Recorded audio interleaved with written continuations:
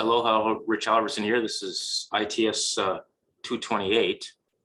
And so this is the first class of the semester, spring semester. So let me share my screen here.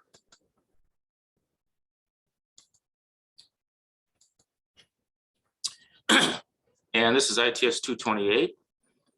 And this is the right class, right? It's Tuesday, 118, 315. Okay, yep, that's what time it is. All right, so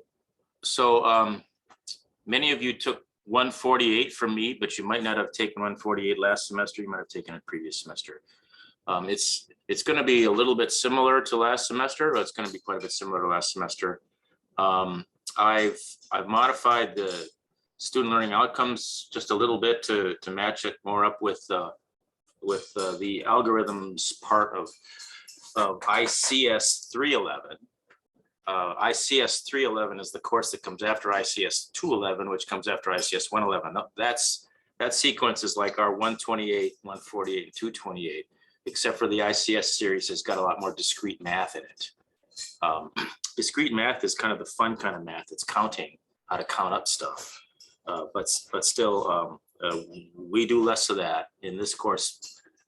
We're more about programming and less about proving the correctness of programs and so on, although we are going to get into that this semester. So I haven't connected up the YouTube playlist link yet, but it's there. As soon as this video is recorded up, we're up there, and this link will work. So this is the textbook that we're going to be using, and you can click on it here and see what it is. It's this one, this ITS228, and this is this textbook is different than the one we had last semester. The one we had last semester had labs in it. This textbook has no labs. It's got challenge exercises and challenge activities and participation activities, but no labs. And the thing about it is, it has code. It has Python code. It's got Python sections in here. So when we go over an algorithm, it gives you the implementation of the algorithm in Python. And then what I'm going to do is give you assignments. I'll give you coding assignments. So there's like 1, 2, 3, 4, however many coding assignments. Starts out one every other week, and then it's going to go down to like one a week or so. And they're going to be auto graded and everything on the thing that I developed. If you look at assignments, the first one is here. So this first assignment, after you read chapter 1, after you get through chapter 1, you should be able to, there's a binary search algorithm in there, and all I'm asking you to do is to implement it here. And then here, I'm just asking you to implement the recursive binary search, and these algorithms are given. They're given to you. You're just implementing them.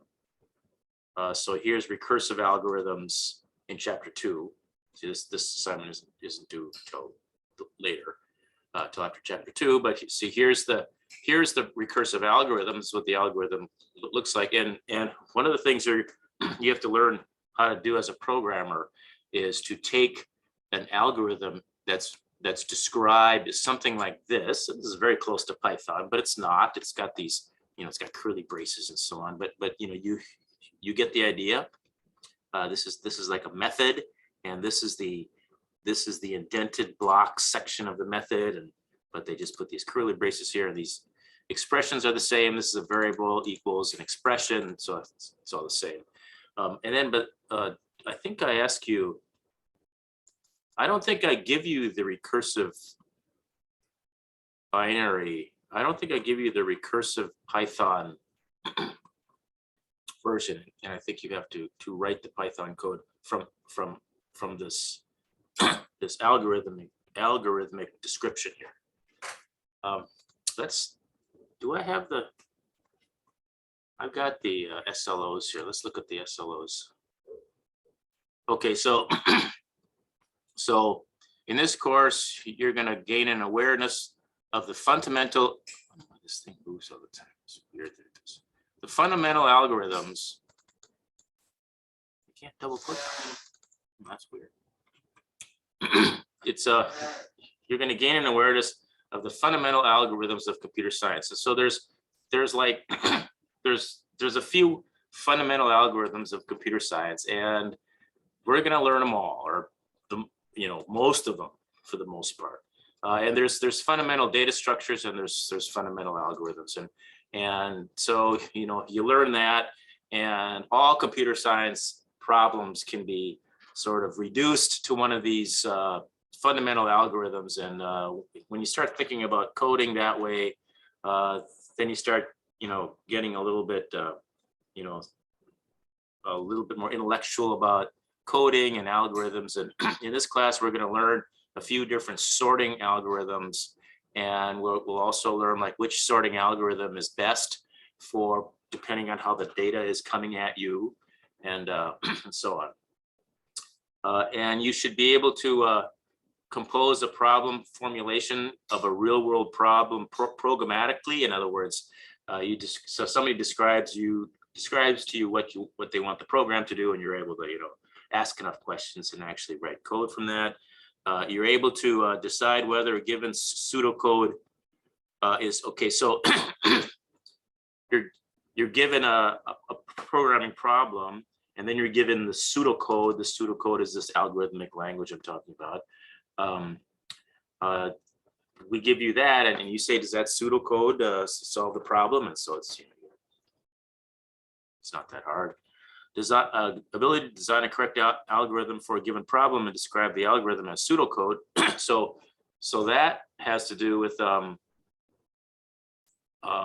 just to be able to write pseudocode, and writing pseudocode is easy. It's you can just pretty much actually just use the language that you're used to, and syntax is not really important. I mean, there just has to be enough syntax in there so you can understand like when the end of an if block, when the if code, if block, when that ends, and when it in Python that's handled by indentation. In other languages, it's not. In other languages, it's handled by those curly braces that you see. Anyway, and so we're going to be able to analyze worst case and best case time complexities, like you're sorting some data. There's like worst case data, and there's best case data. If for some sorting algorithms, if you give it data that's almost sorted, almost completely sorted, for some sorting algorithms, the sorting algorithm runs really fast because it only like takes what's already sorted and completes the sort. Whereas other sorting algorithms, it doesn't matter how well sorted the data is, it still takes about the same amount of time. So we'll learn that kind of stuff. And the main thing is students can create a software program for accurately implementing an algorithm specified in pseudocode. So we're going to do a lot of that in this class, because a lot of the algorithms, all the algorithms are expressed in some sort of algorithmic language. Here we're learning about these things called AVL trees, and this is what the data structure looks like.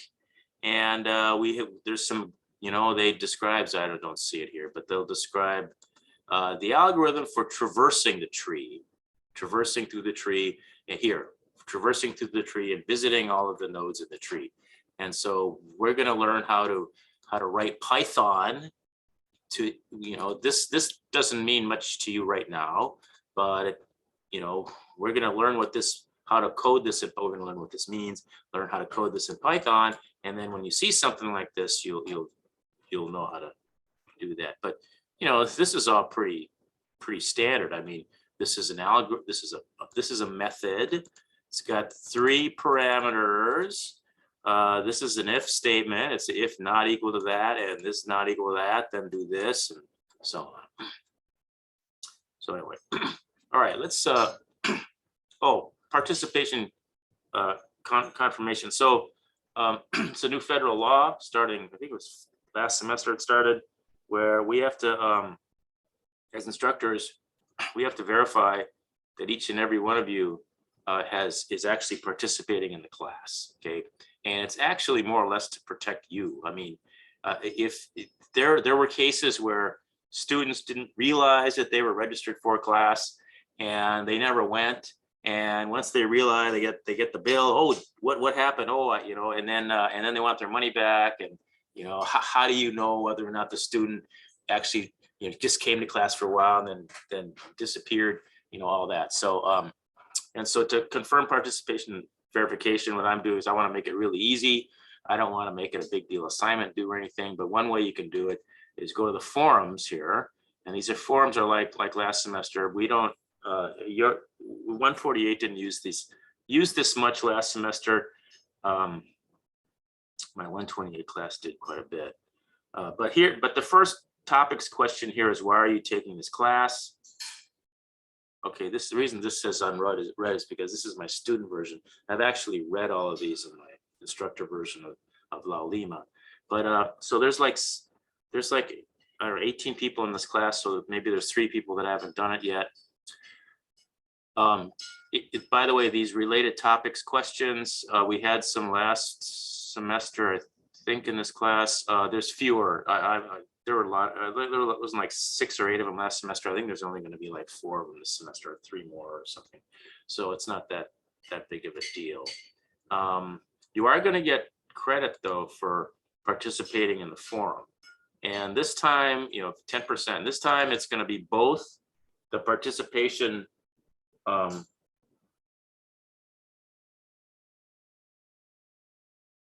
both the participation, both forum last semester. This forum here was extra credit, and this forum here was required. And this semester, I'm just going to mash it all in, and it's 10%. I want to see some, you know, I want to see just some interaction. One thing you can do, and I encourage this, is when people post up questions here, when your fellow students post up questions here, especially assignment questions, there'll be an assignment, and you know, some students will need some hints. Post them up here, and then if you go in here, and if you can answer some questions, then by all means answer some questions, because that's how you get credit.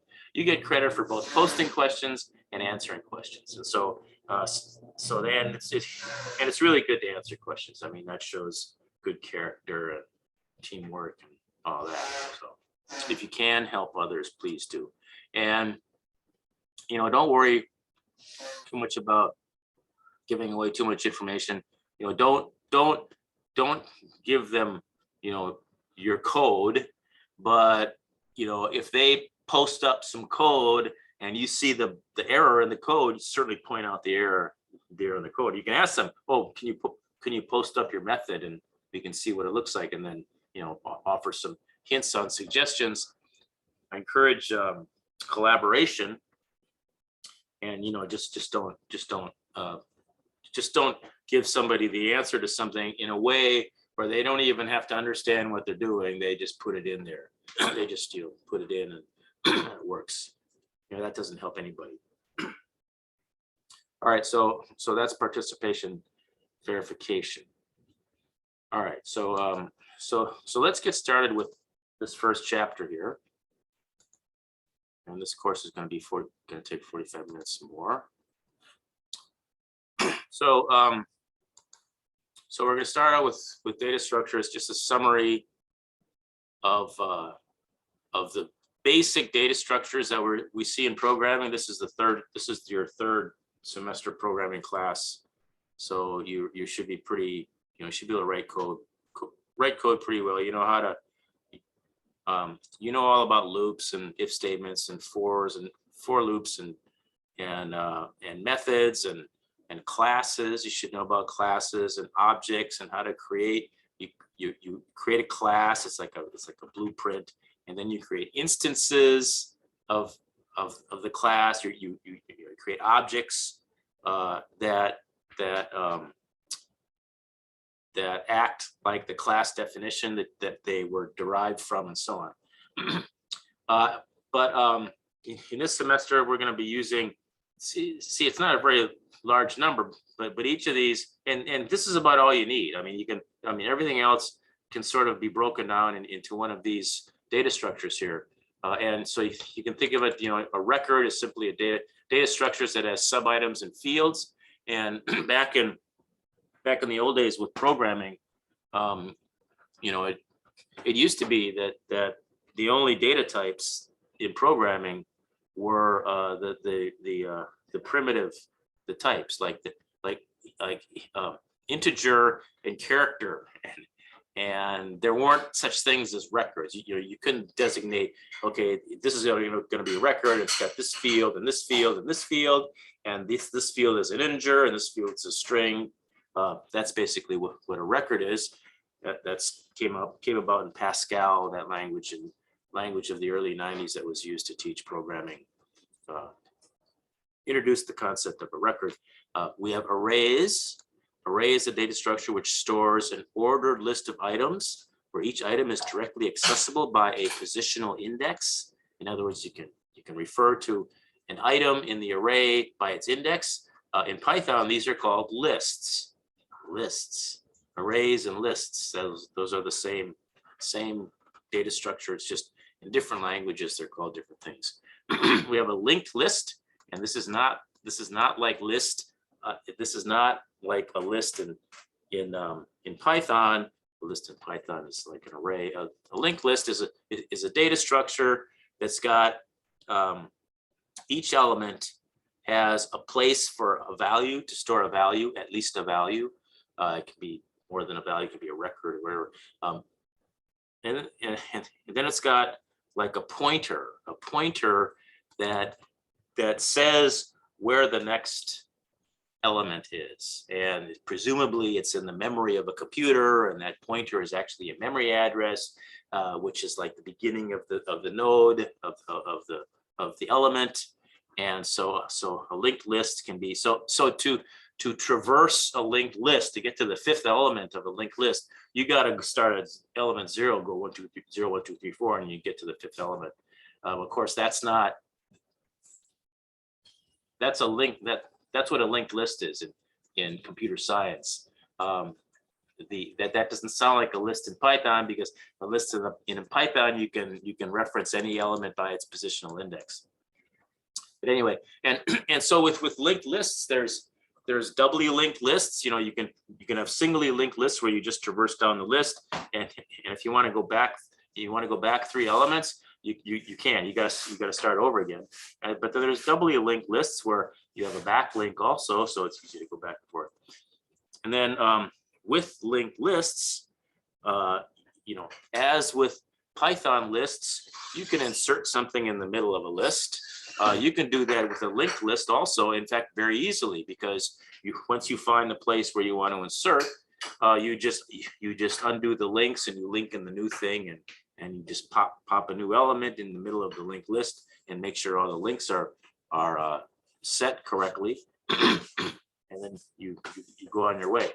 So anyway, so that's a linked list. A binary tree, it's kind of like a list. It's kind of like a linked list, except for from one node you can get two going off. So you have a node which has got two children, and then each one has got 2 more children, and the next one. So it spreads out like a tree. It's a binary tree. And as with linked lists, you can, the most basic kind is you can traverse down the list, but you want to be able to turn around, come back up again, and go back down again. And so there's backlinks and so on. The implementation of a binary tree, it's the same kind of thing as the implementation of a linked list, where you have these things called nodes, which have, they contain a container for whatever the value is, for the primitive type or whatever, and then you have a pointer or an address, a link address to the next attached elements, whether it's a tree or a list. Hash table is different. Hash table is a structure where there's like a mapping. It's like a mapping where You it's a data structure which stores an unordered items by mapping or hashing them into a location of an array. So you have something called like a hash function, and so you have a hash function, and the hash function takes the data and produces like an address in the table, or a spot in the table, and that's where it stores it. So whenever you want to find the object, the hash function operates on the value, and then it's able to find the location.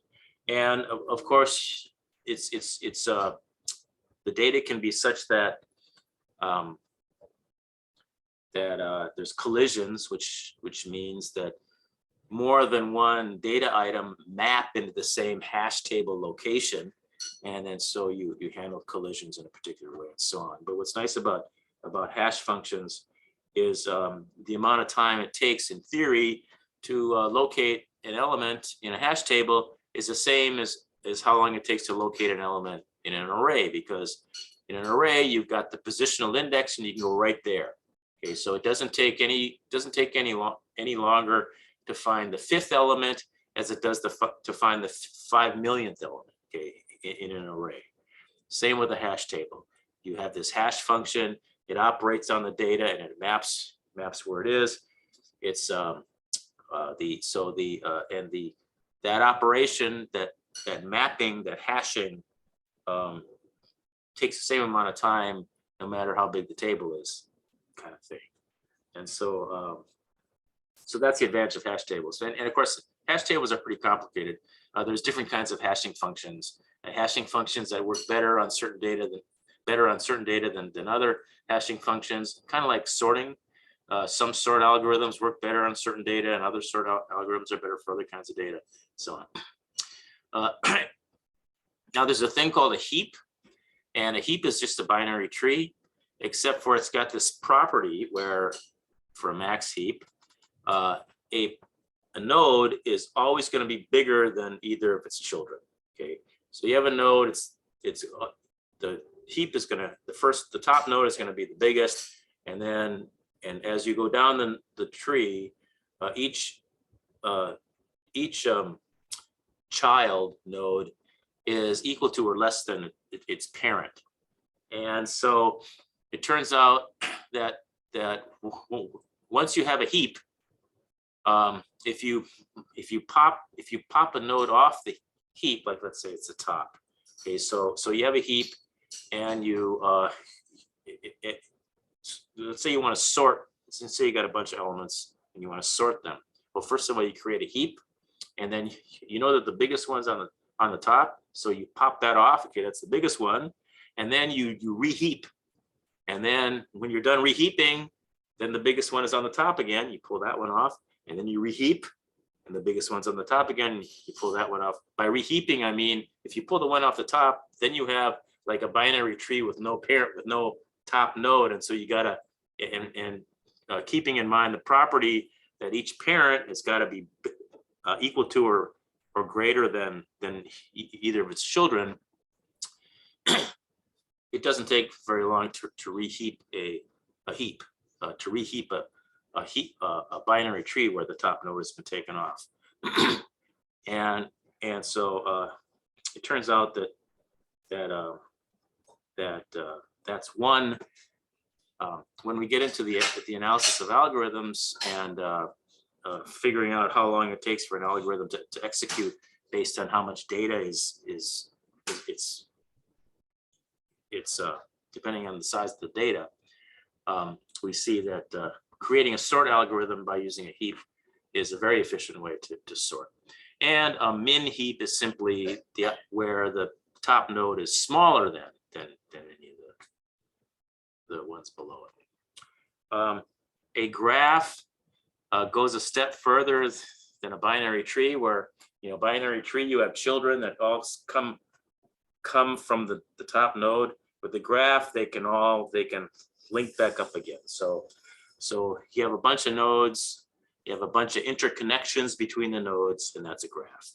So a graph is a data structure for representing connections among items and consists of vertices, which are the nodes, connected by edges. Those are the connections between the nodes. So you can think of a city, the cities, and highways between the cities. You know, the city is the vertice, and the highway between the city is the edge, is an edge.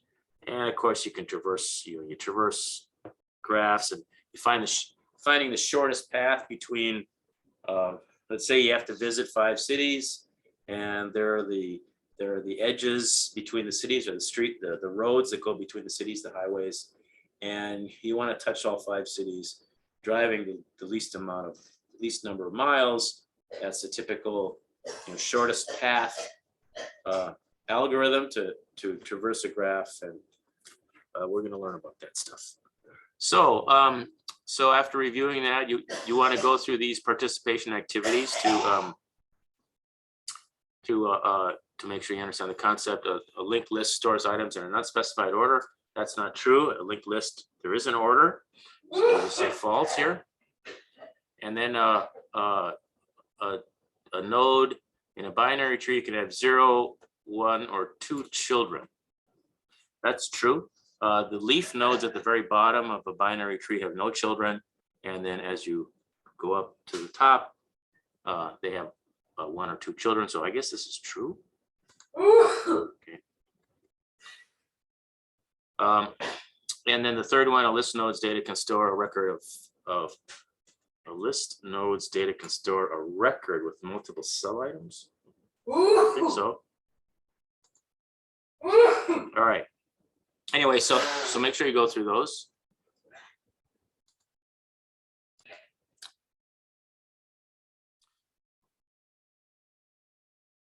Okay, so yeah, make sure you understand the differences between these data structures. It's kind of like this is kind of similar to I'm in 148 this semester. Of course, that's the second programming class. We start out by reviewing all of the primitive types, or the basic types that are in Python. And there's sets and lists and dictionaries and tuples and so on, and they each have different properties. And this is exactly the same concept of what we're doing here. So here it talks a little bit about choosing data structures. Depends on the type of data being stored and the operations that the program needs to perform on the data. Okay, a list avoids the shifting problem. Okay, so this is what we're talking about here. Let's say you have an array and you want to insert a new item. Let's just click through this and see what it looks like. So you got an array here and you want to insert B. And normally this is how you'd have to do it, right? You shift everything down and then you can insert in the B, right? Now, if it's a linked list, you don't have to shift. You just break the connection, or add that connection, you break that connection, point to the B, and then now same thing. So a list avoids the shifting problem. Inserting an item at the end of a 999 item array requires how many items to be shifted?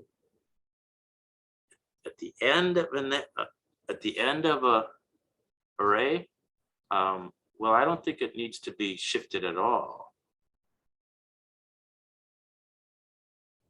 I'm going to say 0. Yes. Inserting an item at the end of a 999 item linked list requires how many items to be shifted?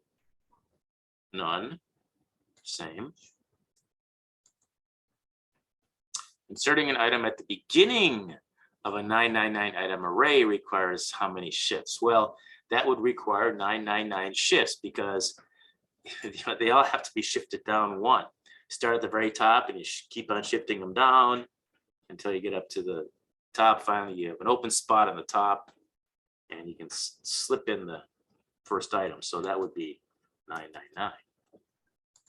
Whereas inserting the item at the beginning of a linked list requires no items to be shifted. Still requires no items to be shifted. All right, very good.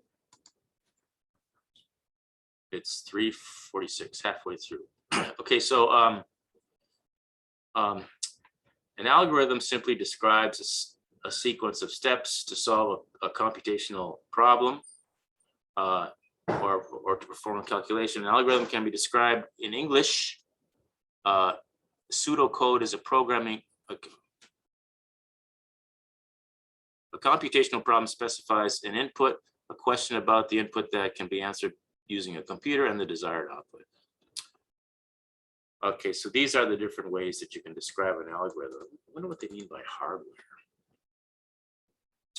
All right, so here's like the description of a computational problem. We got an array of integers, and we want to find the maximum value of the array and the out. So you know, this is a question that can be answered by an algorithm, and then the output is going to be what the answer to this question is.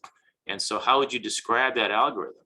Well, you're going to start out with an array. It's going to come in, okay, and then how are you going to do this? Well, you're going to have a variable called max, and max is going to always is going to store.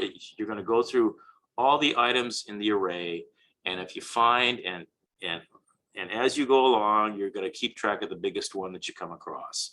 So you start by saying max is the first item in the array, and then you start and you go along, and if you come across an item in the array that's bigger than your current max, then you reset the current max to this new the value, the higher valued item that you just came across. So here is a loop from not the 0th element, but the first element up to the size of the array, and this is probably some Java language or something. Looks like this is like Java or C++ looking language or something. If the input is greater, if the element of the input array at this index item is greater than max, then set max equal to that new value. So and this thing will loop through the entire size of the array, and when you're done, max, you've visited every item in the array, and at the end, max should be the biggest item. So and what you should be able to do is, first, you should be able to take the description of this problem and write something like this. You know, it takes practice, you know, but you also need to be able to take something that looks like this and code it in Python.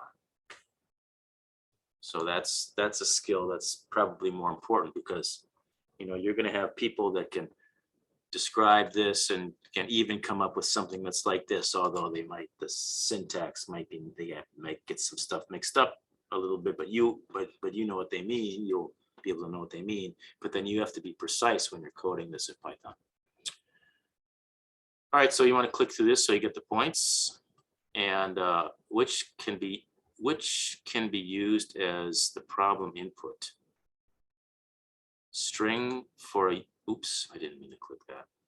Array of unique words, strings, array of words, and maybe it's this one. I don't know. Input must include a list of all words. Oh, never mind. I should have read this first. Anyway, don't worry. You can click through, and once you get the correct answer, then you get all the points. So that's what's nice about this. I didn't go through this. That's probably why I don't quite understand what the questions are. Anyway,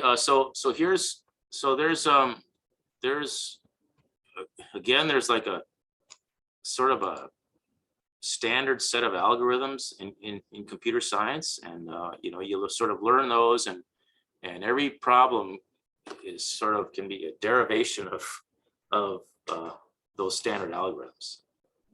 So computational problems can be found in numerous domains, including e-commerce, internet technologies, and so on. Algorithms have been developed for numerous computational problems within these domains. Computational problem can be solved in many ways, but finding the best algorithm to solve a problem can be challenging. However, many problems have common subproblems, and for which efficient algorithms have been developed. So you can break a computational problem into subproblems where these efficient algorithms have already been developed to solve those subproblems, and then put those together into the solution for the problem as a whole. So, for example, DNA analysis. you're given two DNA sequences from different individuals, and which is the longest shared sequence of nucleotides. Is that how you pronounce that? Anyway, so you need to go through and find the longest strings. DNA sequences can be represented using strings consisting of these letters, and so you're supposed to the algorithm is find the longest substring.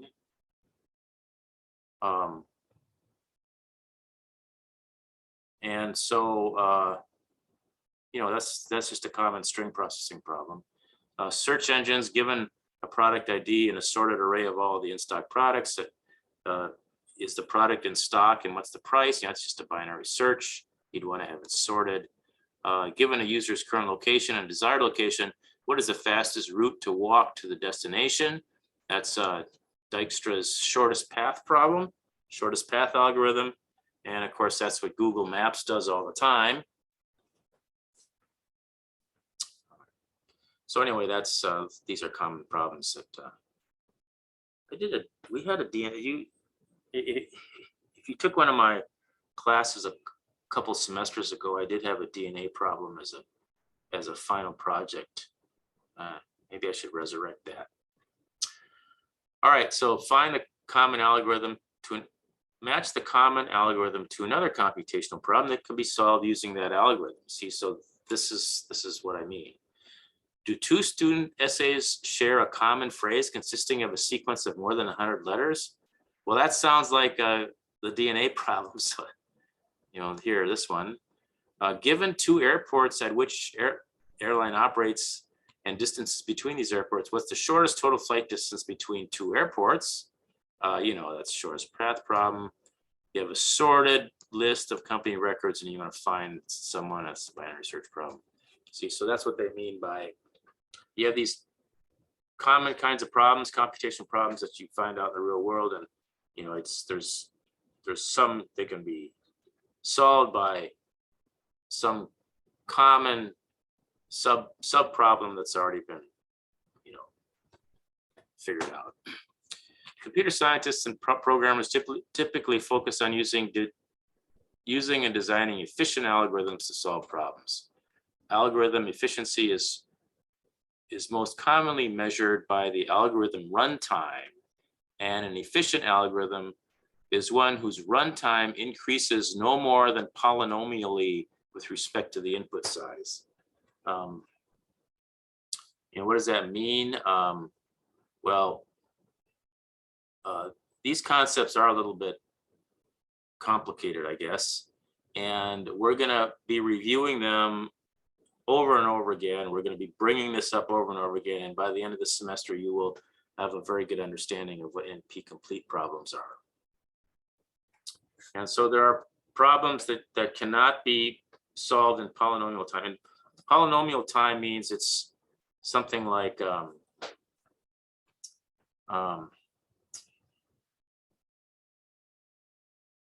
where as the data set increases, it's going to either increase by some factor, like let's say X. Let's say it's X is the number of elements in this array that you want to sort or search or whatever.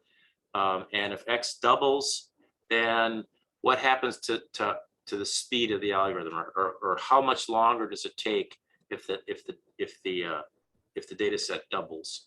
Well, if it's not exponential, then it's polynomial. So you describe it like it could be x to the 5th power plus 3x to the 3rd power plus it, but it's x to some power. It's not something to the power of x. Okay, and so that's kind of the difference. And so there are these problems out there. We're talking about these standard algorithms. There are these standard algorithms out there that we haven't been able to find an algorithm to traverse that tree or whatever. We haven't been able to find a polynomial time algorithm to solve the computational problem we're trying to solve. It's exponential. Okay. Now the thing is they're not able to prove that you cannot find a polynomial algorithm. They just can't. They haven't found it yet. They haven't found the polynomial algorithm to solve these problems, these NP complete problems. But they haven't proved that you cannot. So it's a real dilemma in computer science. And you know, they always say the first person that finds a polynomial time algorithm to solve any NP complete problem means we'll be able to solve all NP complete problems. Okay, so it's kind of like, you know, you really get out there, and this is like graduate school computer science stuff. Okay, you know, where it's a lot more like math than coding.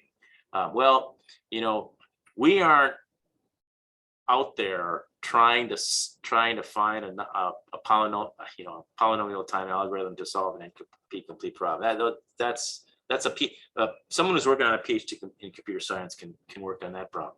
We want to, given a real world problem, we want to make sure we know about all these algorithms so we can find the most efficient algorithm and apply that most efficient algorithm to the problem at hand.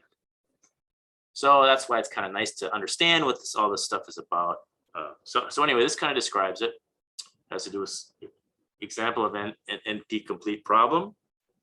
So we have a graph of a social network where vertices represent individuals and edges represent mutual friendship.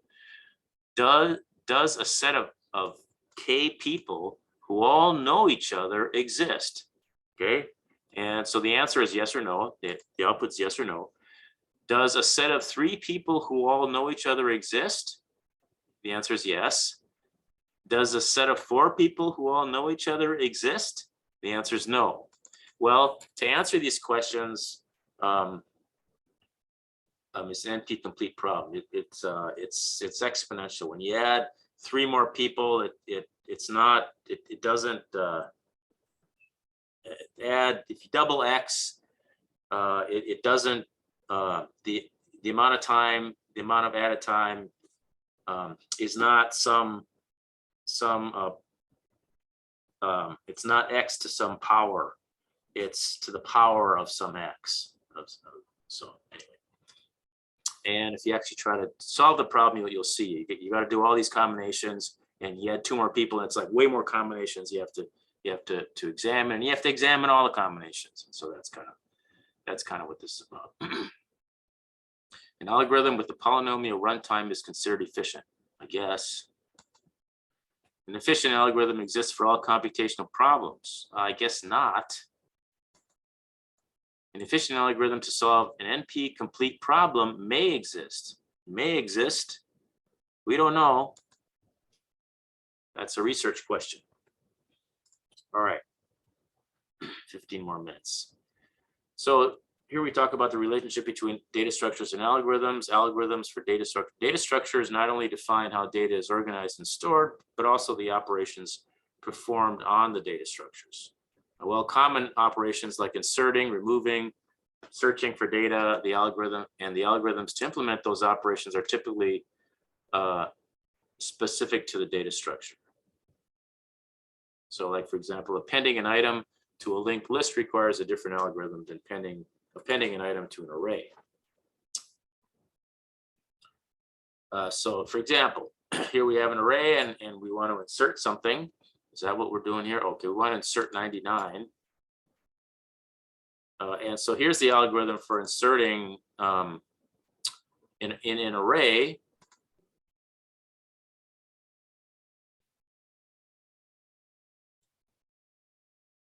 Okay, so here you're appending onto the end of an array. So first thing you want to do is you want to figure out what the current size of the array is. And you get that using this pseudocode notation, whatever. It's the length of the array, and they just write it like this.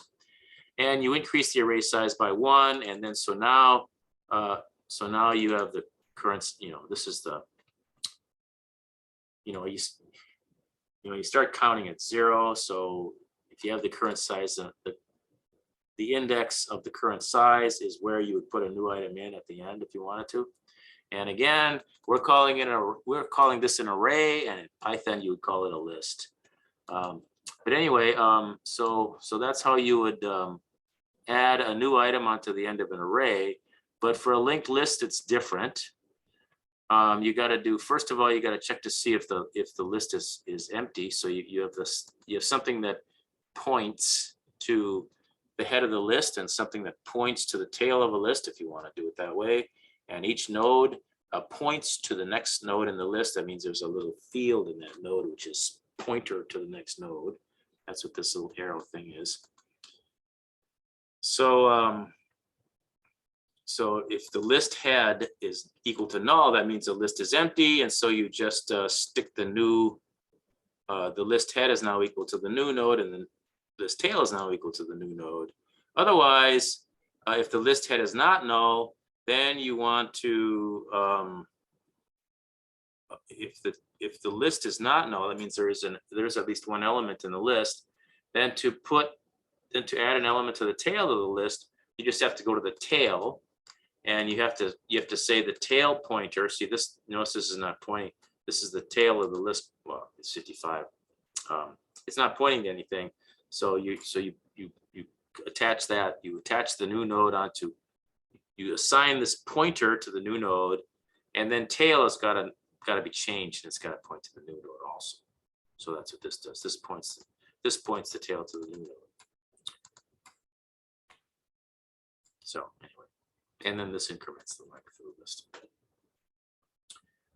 So that's using that example. Algorithms using data structures. Some algorithms utilize data structures to store and organize data during algorithm execution. So an algorithm that determines a list of the top 5 salespersons may use an array to store salespersons sorted in their total sales. So you may utilize data structures to store and organize data as you're executing an algorithm traversing through a different kind of data structure, for example. Okay, so here we have a method, and it as a parameter, you get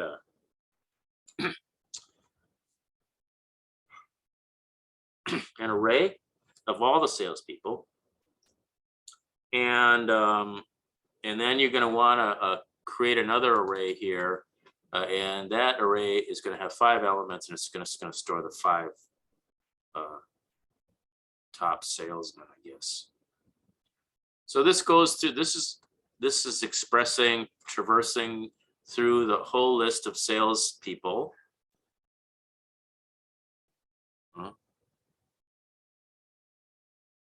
No, that's not right. We have this array initialized an array with 5 elements, as the array is called top sales. And what this does is, okay, and an element in this array contains a name and a sales total. And so what this first thing does is, okay, this thing creates an array with 5 empty elements, and this thing goes through and makes sure that those elements are in fact empty. It sets the name equal to a blank, and it sets the sales total equal to -1. And then this thing is going to go through for each salesperson in this array of salespersons that came in here. It checks to see if the salesperson's sales total is greater than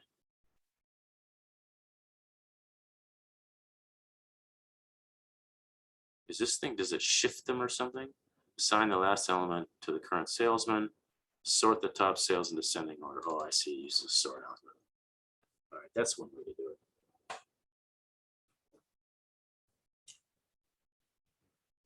So if the sales,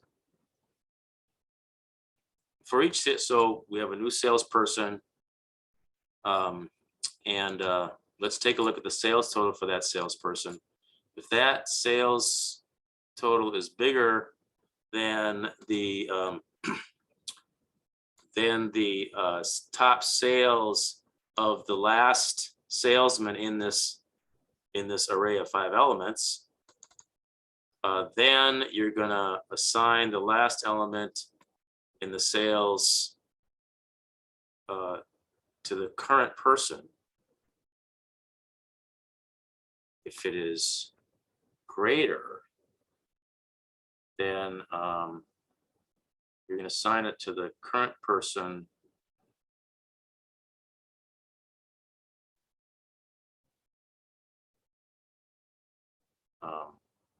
salesperson is the one that came in. Okay, so yeah, so you assign the last element to this. The sale, you set the last element's sales total equal to the salesperson's sales total that you, as you're traversing through this array. And so it's added to the list, and then you sort this top sales array again. Not sure. I'd have to code this up and see it execute before I really understand that. I'll probably do that next time. We're gonna have class again on Thursday. And I think on Thursday, what I'm going to do is I will pull out Replit, do some coding on Replit, and I'll actually write some code that'll that will execute this, and then we can set some breakpoints and take a look at what the data looks like, because I'm not sure I quite follow what this algorithm is trying to do here. Let's see, where are we in this chapter? Okay, abstract data types. Okay, so this is the next section. An abstract data type is a data type described by a predefined user operations. So it's like, for example, you can insert data at the rear, but you aren't actually indicating how these are implemented. As we saw before, if we have a list or an array and we want to add something at the end of it, if the data structure that's actually holding the data is actually an array that's got where you can index each item, then the algorithm is one way. Or if it's implemented as a linked list, and you want to append an item onto the end of the linked list, that particular algorithm is different. Does the same thing, but because the data structure is different, then the algorithm is different. And so in abstract data type we're talking about this data, like we have this data, it's this list of data, and we're going to stick something on the end of it, and we don't talk about whether it's an array or a linked list.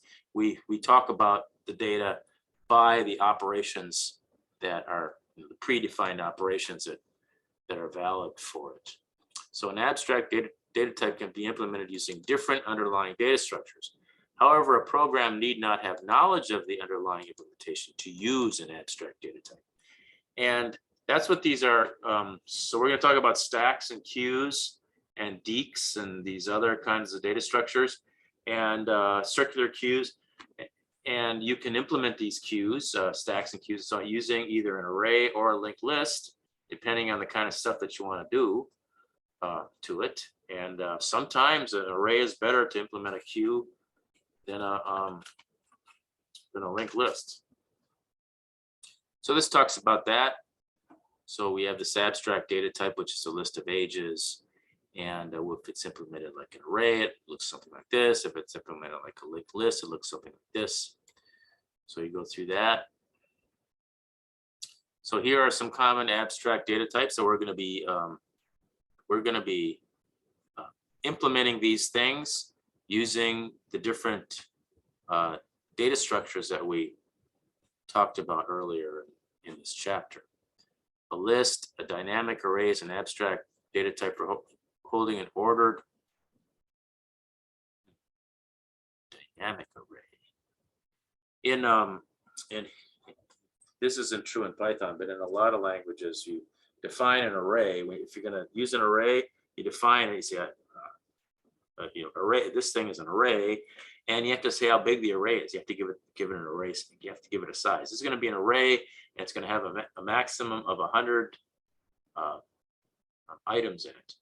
And so it allocates 100 items for this. And whether you're using 100 or not, And then if you're filling it up and you get up to 100 and you need more, and you go, if you want to index 101 and it's only 100, then there's an operation to make the array bigger, and it's usually like doubling the size of the array. In Java, you have to keep track of that. Python, you don't have to keep track of it. You just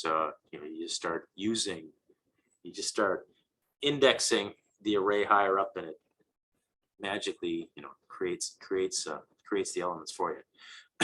So a stack, of course, is first in, first out. Items can only be inserted and removed from the top.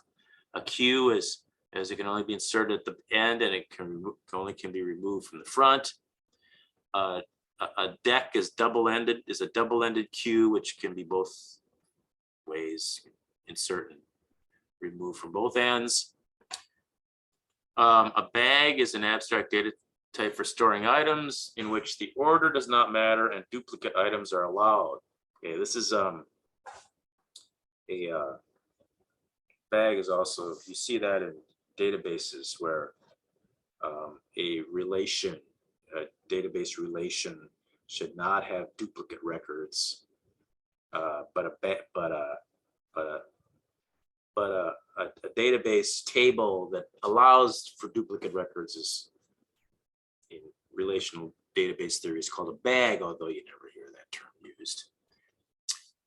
A set is an abstract data type for a collection of distinct items. Of course, we have sets. Python offers a set type, but this again is a set of abstract data types that we may implement any number of ways depending on how the data is accessed in and out of the abstract data type. And then a dictionary is an abstract data type that associates or maps keys with values. And of course, in Python, it is called a dictionary. In PHP, it's called an associative array. So anyway, that's what these abstract data types are. Make sure you understand what these are. Applications of abstract data types. You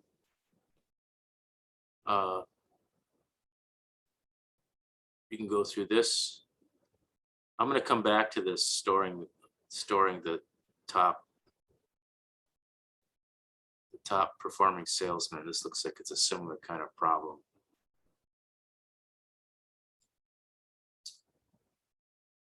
All right, make sure you algorithm efficiency. So this talks a little bit. I think we're going to have to come back to this a little bit next time. But this talks a little bit about how you